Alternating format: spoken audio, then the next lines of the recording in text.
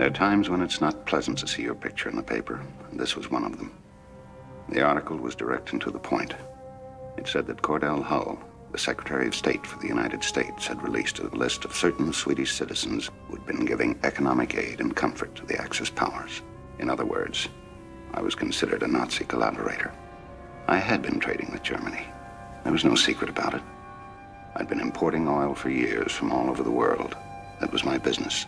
And even now, with the war on, there was nothing illegal about it. Sweden was neutral and traded with both sides. When I went to my office that morning, I received a phone call from a friend of my brother's who was in Stockholm on business. He was staying at the Grand Hotel, and I went right over.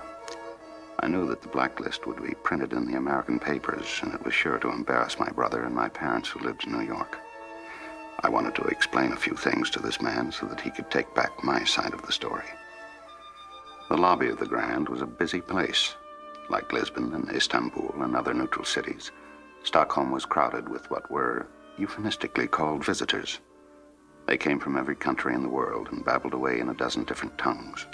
Some were there to buy Swedish ball bearings and Bofors guns, and the rest were espionage agents trying their best to see that the shipments never reached their destinations.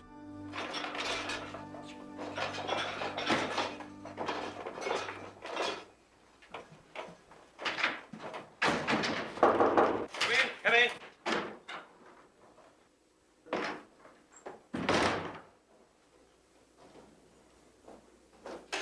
Sorry not to have finished. I slept rather late. All right, go right ahead. Let me take your things. Thanks. May I offer you something? Oh, thank you. Please sit down. You're British. Have been for years.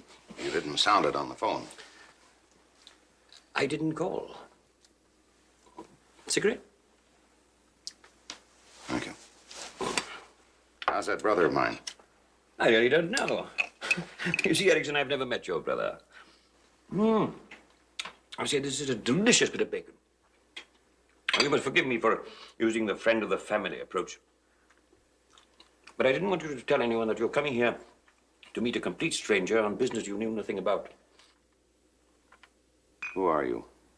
I'm one of the few so-called intelligence agents who's not in the lobby at the moment. But so far as the hotel, immigration, and taxi drivers are concerned, I'm here to buy special steel products. Please remember that in case anyone should ask you. Now that I'm here, what do you want? Well, you're in a bit of a mess over this blacklist, aren't you? I'm a Swedish citizen. Sweden is neutral. She trades with both sides.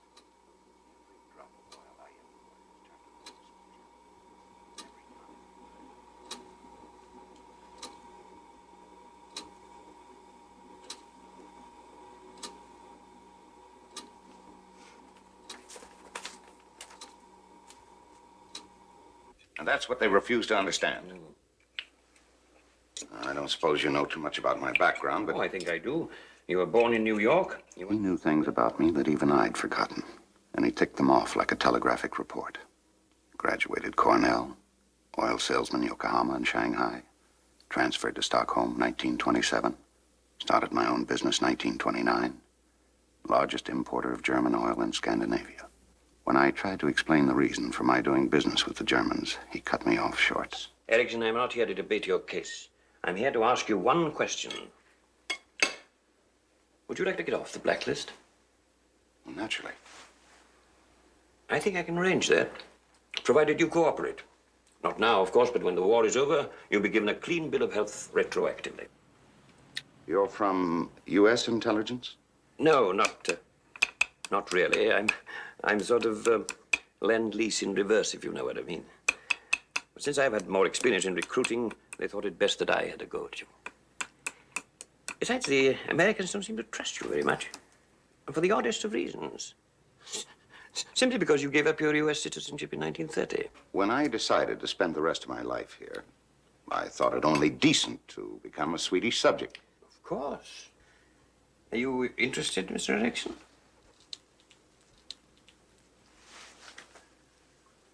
That all depends.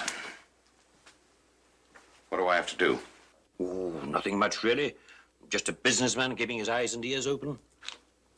You undoubtedly know more about German oil than anyone in Sweden. And you travel back and forth on business? Occasionally. You're making a trip tomorrow, I believe. Baron von Oldenburg, the head of the German Oil Commission, is an old friend of yours, isn't he? That's right.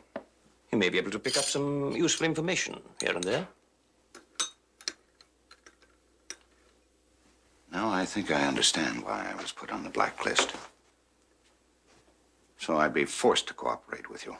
Oh, now, Erickson, you don't honestly think we'd do a thing like that?